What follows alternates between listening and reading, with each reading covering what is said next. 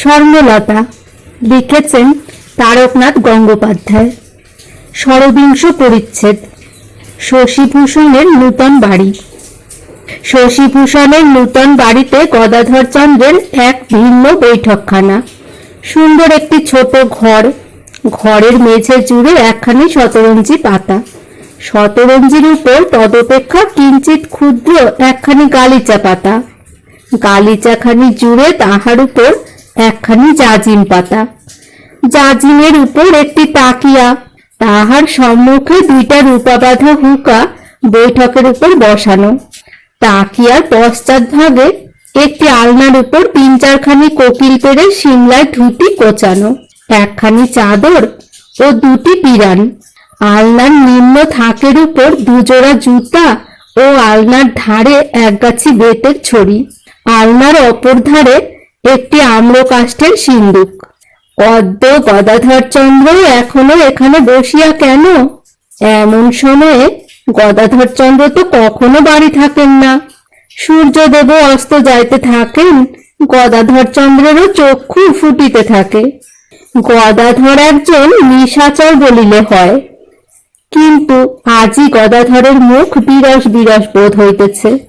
গদাধর একবার বসিতেছেন, একবার উঠিতেছেন, একভাবে 5 মিনিট থাকিতেছেন না।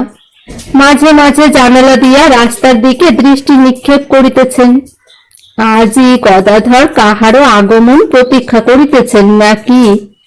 কই, কেহই তো আসিতেছে না। গদাধরচন্দ্র দূর হোকগে বলিয়া উঠিয়া আলনার উপর হইতে একখানি কোচানো ধুতি পরিলেন, একটা পিরান গায়ে দিলেন। তৎপরে পৈতায় ঝুলানো চাবিটি লইয়া সিন্দুকটি খুলিলেন। সিন্দুকটি খুলিয়া গদাধর দক্ষিণ হস্ত দ্বারা একটি বোতল বাহির করিয়া লইলেন এবং বাম হস্ত দ্বারা একটি কাচের গেলাস ধরিলেন। বোতল হইতে একটু আরো গেলাসে ঢালিয়া তাহাতে খানিক জল মিশাইয়া সেবন করিলেন। পান করিয়াই একবার মুখ বক্র করিলেন এবং অস্পষ্ট স্বরে কহিলেন, শালা রামধনা ব্রান্ডি ভেবে টানা দিয়ে রোম দিয়েছে। কিন্তু রোম বলিয়া যে বোতলটি রাখিলেন তা নয়। 3-4 বার বোতল হইতে ঢালিলেন, 3-4 বার জল মিশাইলেন এবং 3-4 বার মুখ বাঁকাইয়া ডান হাতে করিয়া প্রথমবারের মতন খাইলেন। যখন দেখিলেন কিস্তি বেশ বোঝাই হইয়াছে, তখন বোতলটির ছিপি বন্ধ করিয়া আলোকের দিকে উঁচু করিয়া ধরিলেন এবং অতি মৃদু স্বরে, এখনো 10 আনার বেশি আছে বলিয়া পুনরায় তাহাকে সিন্ধুকে রাখিয়া চাবি বন্ধ করিলেন। পরে চাদরখানি স্কন্ধে নিক্ষেপ করিয়া বাম হস্ত দ্বারা কোচার অগ্রভাগ এবং দক্ষিণ হস্ত দ্বারা ছড়ি গাছটির মস্তক ধরিয়া বাহির হইলেন। গদাধর চন্দ্রের বৈঠকখানা হইতে বাহির হইতে গেলে শশীভূষণের বৈঠকখানা দিয়া যাইতে হয়। বড় লোকের বাড়ির বেড়ালটা পর্যন্ত মুরব্বী, সুতরাং 2-1 উমেদার তাহার নিকট দরবার করিতে আসিল। গদাধর তাহাদিগকে 2-1 কথা বলিয়া রাস্তার দিকে অগ্রসর হইলেন। 2-4 পদ গমন করিয়াছেন, এমন সময় রমেশ নামক কনস্টেবলের সহিত দেখা হইল। রমেশ গদাধর চন্দ্রের সহিত দেখা করিতে আসিতেছিলেন। গদাধর চন্দ্র রমেশকে দেখিয়া কহিলেন, রমেশ বাবু নাকি? তবু ভালো, আমি মনে করেছিলাম তুমি বুঝি ভুলে গেলে। রমেশ কহিল, যেখানে আসবো বলেছি সেখানে কি আর ভুল হয়? আমরা পুলিশের লোক, আমাদের যেমন কথা তেমনই কাজ।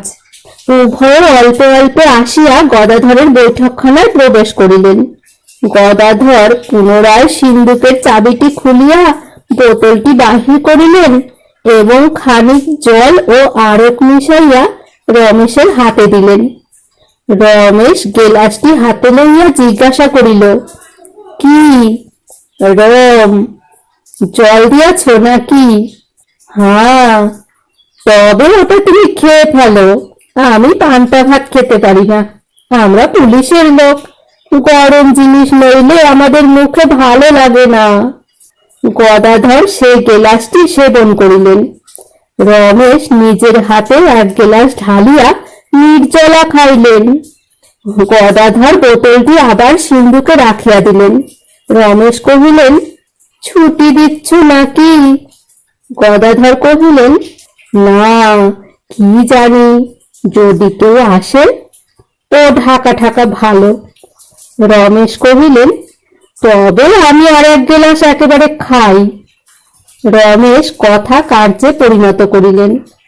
গদাধর বোতল বন্ধ করিয়া জিজ্ঞাসা করিলেন, তবে এখন কাজের কথা কও।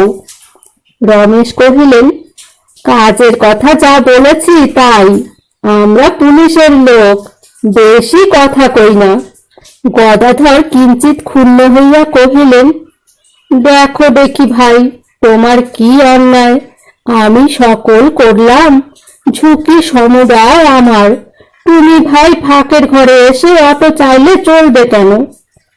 রমেশ কহিলেন, আমি আর কত চাইলাম? আজকাল তাদের যে অবস্থা হয়েছে, আমি যদি বলে দিই তাহলে তারাই আমাকে 3 ভাগ দিতে পারে। দেখো দেখি ভাই, আমার কত কষ্ট। আজ আবার ডাক হরকরা এসেছিল, চিঠিখানা দিয়ে জিজ্ঞাসা করলে, আপনি যে চিঠি নেন, আপনি তার কে হন? আমি বললাম, আমি তার ভাই। দেখো দেখি ভাই, আমি এত মিথ্যা কথা করে জাল করে টাকাগুলি করলাম, তুমি তার 3 ভাগ চাও? আমার পক্ষে তাহলে অন্যায় হয়। তুমি মিথ্যা কথা বললে, জাল করলে সত্যি, কিন্তু তোমাকে শিখালে কে? তুমি তো পত্র পেয়েই তাদের হাতে দিতে যাচ্ছিলে। আমি যদি না পরামর্শ দিতাম তাহলে তোমার তো 1 পয়সাও থাকতো না। তুমি তো পরামর্শ দাওনি, দিদি আমাকে পরামর্শ দিয়েছিলেন। তোমাকে এই যে দিচ্ছি, এ কেবল আমার বোকামির জন্য বইতে নয়। তোমাকে না বললে কি তুমি টের পেতে? আমাকে না বললে এতদিন তোমাকে পুলিশে পাকড়াও করে ফেলতো। আমি তোমাকে বললাম যে রসিদে নিজের নাম সই না করে গোপালের নাম সই করো, তাহলে আর কোনো গোল থাকবে না। কেমন, এ কথা আমি বলি নাই? তা তুমি বলেছিলে বটে, কিন্তু দেখো দেখি তোমার দাবিটা অন্যায় কত। এখন 600 টাকার 400 তোমাকে দিলে আমার থাকে কি? আবার তার মধ্যে থেকে দিদিকে দিতে হবে। রমেশ একটু কৃত্রিম বিরক্তি প্রদর্শন করিয়া কহিল, আমি কিছু চাই নে, যার টাকা সেই পায়, এই আমার ইচ্ছা। চলো, আমার কাছে যা আছে আর তোমার কাছে যা আছে সমুদয় গোপাল ও গোপালের মার কাছে দিয়ে আসি।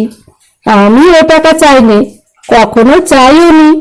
তোমার ইচ্ছা হয় সমুদয় নাও, আমি যা জানি তাই করব এখন। এই বলিয়া রমেশবাবু উঠিতে উদ্যত হইলেন।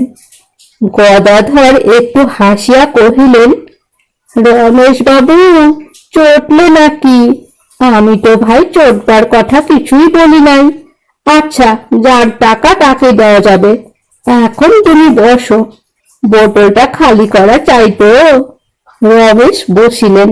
পাঠকবর্গ বোধহয় টের পাইয়াছেন যে বিধুভূষণের রেজিস্ট্রারি চিঠিগুলি কোথায় গিয়া পড়িয়াছিল। বিধুভূষণ প্রতিজ্ঞা করিয়াছিলেন যে কিঞ্চিত টাকার সংস্থান না করিয়া আর দেশে প্রত্যাগত হইবেন না। মাঝে মাঝে বাড়ির খরচপত্রের জন্য কিঞ্চিত কিঞ্চিত পাঠাইয়া দিতেন। চিঠির কোনো জবাব পাইতেন না বটে, কিন্তু গোপালের স্বাক্ষরিত রসিদ দেখিয়া মনে করিতেন টাকা সরলার হস্তেই পতিত হইতেছে। গোপাল ছেলে মানুষ, ভালো করিয়া লিখিতে শেখে নাই বলিয়াই তাহাকে পত্র লেখে না। বিধুভূষণের প্রথম চিঠি গদাধর চন্দ্রের হস্তে পতিত হয়। গদাধর চন্দ্র চিঠিখানি খুলিয়া নোট দেখিতে পাইয়া অমনি প্রমোদার নিকট গিয়া জানাইলেন। প্রমোদা তাহাকে রসিদে সই করিয়া চিঠিখানি রাখিতে পরামর্শ দেন। গদাধর নিজের নাম স্বাক্ষর করিয়া পত্র রাখিবেন স্থির করিয়া বাহিরে আসিলেন। নোট পাইয়া গদাধরের আর আহ্লাদের সীমা নাই। বাহিরে আসিয়া দেখিলেন তাহার পরম বন্ধু রমেশবাবু আসিয়াছেন। গদাধর অবিলম্বে রমেশবাবুর নিকট চিঠিখানি দেখাইয়া প্রমোদার উপদেশের কথা কহিলেন। রমেশ গোপালের নাম লিখিয়া দিতে পরামর্শ দিলেন। গদাধর সেই পরামর্শের বশবর্তী হইয়া গোপালের নাম লিখিয়া দিলেন। বিধুভূষণ কখনো গোপালের হস্তাক্ষর দেখেন নাই। তিনি সই দেখিয়া মনে করিলেন এই গোপালের লেখা। গদাধরের সহিত রমেশের প্রণয় এই ঘটনা অবধি ঘনীভূত হইতে লাগিল। এই প্রণয়ের উপর নির্ভর করিয়াই শ্যামার নামে নালিশ করিতে গিয়াছিলেন। রমেশ যথার্থই পুলিশের লোক।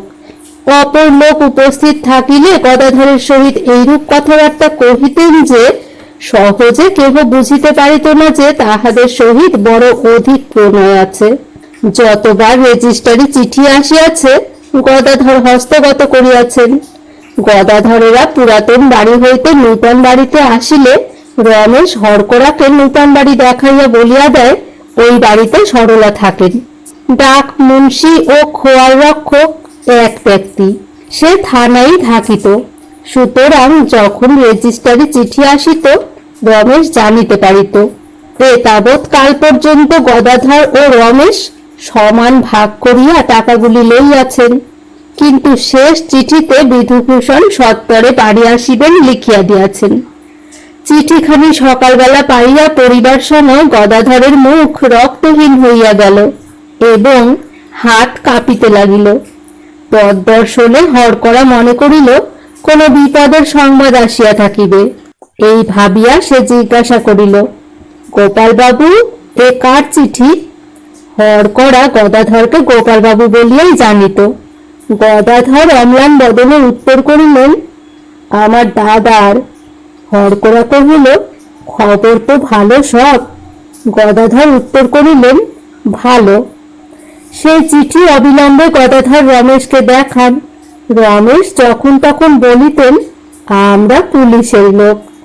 বস্তুতই তিনি যথার্থ পুলিশের লোক। চিঠিখানি দেখিয়া তিনি গদাধরের ভয় আরো 10 গুণ বাড়াইয়া দিলেন। তখন বন্ধুতা ত্যাগ করিয়া কহিলেন, আমাকে 200 টাকা দাও, নচেত আমি সমুদয় প্রকাশ করে দেব। গদাধর কহিলেন, তোমাকে 200 টাকা দেব কেন? তুমি কি এর মধ্যে নও? তোমারও যে বিপদ আমারও সেই বিপদ। রমেশ কহিল, আমি কি টাকা নিয়েছি যে আমার বিপদ? গদাধর আশ্চর্য হইয়া কহিলেন, সে কি রমেশ বাবু, তুমি কেমন করে বললে যে তুমি টাকা নাও নাই? আমি টাকা নিয়েছি কে দেখেছে? আমি দেখেছি। তুমি আসামি, তুমি তো সকলকে জড়াবেই, তোমার কথা কে বিশ্বাস করে? গদাধর অতল জলে পড়িলেন। ঘোর বিপদ। এখন উপায়? সর্বসমেত 600 টাকা চুরি করিয়াছেন, তার অর্ধেক রমেশবাবু লইয়াছেন, বাকি অর্ধেকেরও 200 চান। বিস্তর অনুনয় বিনয় করিয়া রমেশ 100 টাকায় নামিলেন। গদাধর 100 টাকা দিতে রাজি হইয়া বাড়ি আসিয়াছেন। আসিবার সময় রমেশকে বলিয়া আসিয়াছিলেন, সন্ধ্যার পর একবার আমাদের বাড়ি অবশ্য করে যেও। রমেশ গদাধরকে বাগে পাইয়া নিজে গম্ভীর হইল, কহিল, যদি অবকাশ পাই তবে যাব। আমরা পুলিশের লোক, আমাদের কি অল্প কাজ? গদাধর বাড়ি আসিয়া ঘন্টায় ঘন্টায় রমেশের নিকট লোক পাঠাইয়াছিলেন। রমেশ আসি আসি বলিয়া সন্ধ্যার সময় আসিলেন। গদাধর রমেশকে তুষ্ট করিবার জন্য 1 বোতল রামধনসুরির দোকান হইতে আনাইয়া রাখিয়াছিলেন। ব্রান্ডির কথা বলিয়াছিলেন, কিন্তু রামধনের পাড়া গিয়ে দোকান, সর্বদা ভালো বিলাতি জিনিস থাকে না, এই জন্য রামই পাঠাইয়া দিয়াছিল। গদাধর কহিলেন, রমেশ বাবু বসো, বোতলটা খালি করা চাই তো। রমেশ বসিলেন, কিন্তু কহিলেন, আজ আমার শরীরে কিছু অসুখ হয়েছে, বিশেষ আজ বড় কাজ আছে, আর খেলে কাজ করতে পারবো না। এখন কাজের কথা বলো, তা না হলে বৃথা বসে থাকা। গদাধর পৈতা দিয়া রমেশের 2 হাত জড়াইয়া কাতর স্বরে কহিলেন, রমেশ বাবু, এ বিপদ থেকে আমাকে উদ্ধার করো। তোমায় 100 টাকা দিতে হলে আর বাঁচি নে। যদি আমার হাতে টাকা থাকতো তাহলে তুমি যা চাইতে আমি তাই দিতাম, কিন্তু আমার হাতে একটি পয়সাও নেই। এই পর্যন্ত বলিয়া গদাধরচন্দ্র চক্রবর্তী মহাশয় রমেশের হাত ছাড়িয়া দিয়া তাহার পা ধরিলেন এবং শ্রাবণের ধারার ন্যায় নেত্রসার বর্ষণ করিতে লাগিলেন। গদাধরের রোদনে রমেশের হৃদয় কিছুমাত্র আর্দ্র হইল না। কহিল, ছি গদাধর বাবু, ও কি অমন করো তো আমি এখনই সব কথা ভেঙে দেব। চুপ করে বসে কাজের কথা বলো। আমরা পুলিশের লোক, কত ব্যাটা আমাদের পায়ে ধরে থাকে। গদাধর পা ধরিয়াই আছেন। রমেশ ছাড়াইতে পারিলেন না। ক্ষণকাল নিঃশব্দে অশ্রুপাত করিয়া পুনরায় কহিলেন, রমেশ বাবু, তোমার কি দয়া মায়া নাই? আমার ধন মান প্রাণ সকলই তোমার হাতে। তুমি যদি না রক্ষা করো তবে আমি আর বাঁচিনে। এবার গদাধরকে ঠাট্টা করিয়া রমেশ গদাধরের স্বরে কহিল, তোমার মান ধন প্রাণ সকলই তোমারই হাতে। তুমি যদি না রাখো তবে আমার সাধ্য কি আমি রাখি। রমেশ বাবু, মরার উপর খাড়ার ঘা দিও না। রমেশ চুপ করিয়া রহিল। গদাধর মনে করিলেন রমেশের দয়া হইল, পা ছাড়িয়া দিয়া জিজ্ঞাসা করিলেন, তবে কি বলো রমেশ বাবু? নগদ কোম্পানির শিক্ষা 100 টাকা। তবে আমাকে কেটে ফেলো। আমি কাটবো কেন? যারা কাটবার তারাই কাটবে। গদাধর দেখিলেন 100 টাকার কমে কোনো মতেই ছাড়ে না। তখন রমেশকে বসিতে বলিয়া নিজে বাড়ির মধ্যে গেলেন। রমেশ একাকী বসিয়া ভাবিতে লাগলেন। বাছা ধন ঘুঘু দেখেছেন, ফাট দেখেননি। এখন হয়েছে কি, আগে জেলে যাবেন তখন সুখ পাবেন। ভগিনীপতির টাকায় বাবুয়ানার ফল পাবেন, আর লম্বা কোচা বাঁকা স্মৃতি থাকবে না। অর্ধ ঘন্টা আন্দাজ বাড়ির মধ্যে থাকিয়া গদাধরচন্দ্র ম্লান মুখে পুনরায় ফিরিয়া আসিলেন। দেখিলেন রমেশ যেখানে ছিলেন সেইখানেই বসিয়া আছেন। গদাধরকে দেখিয়া রমেশ জিজ্ঞাসা করিল, কি খবর?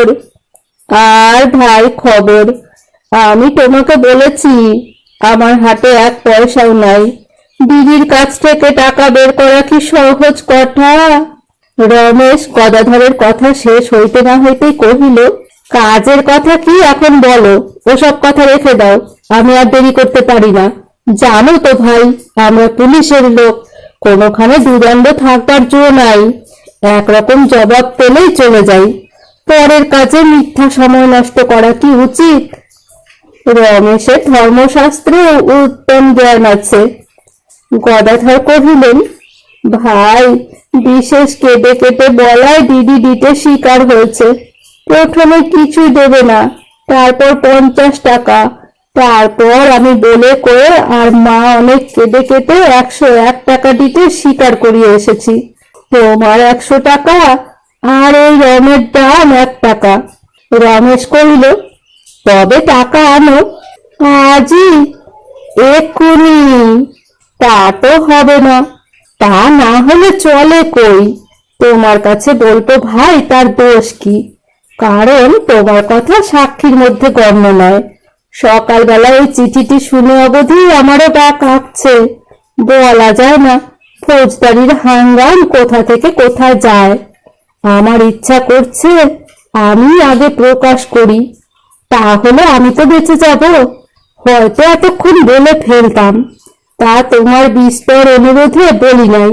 আর কেউ হলে আমি ছেড়ে কথা কইতাম না, কিন্তু তোমার সঙ্গে আলাদা কথা। তোমাকে ভাই এত ভালোবাসি বলেই বলি নাই। যদি এ বিপদে আর কেহ পড়তো তাহলে কি আমি 500 টাকার কম ছাড়তাম? তবে তুমি নিতান্ত আত্মীয় বলেই 100 টাকায় সম্মত হয়েছি। যদি নগদ পাই তবে পেটে খেলে পিঠে সয় মনে করে থাকি, কিন্তু নগদ না পেলে ভাই বড় সুবিধা হবে বোধ হয় না। রমেশের কথা শুনিয়া গদাধরচন্দ্র পুনরায় ম্লান বদনে বাড়ির মধ্যে গেলেন এবং ঘণ্টাখানেক পরে 100 টাকা আনিয়া রমেশের হাতে গনিয়া দিলেন। রমেশ টাকা লইয়া থানায় গমন করিল।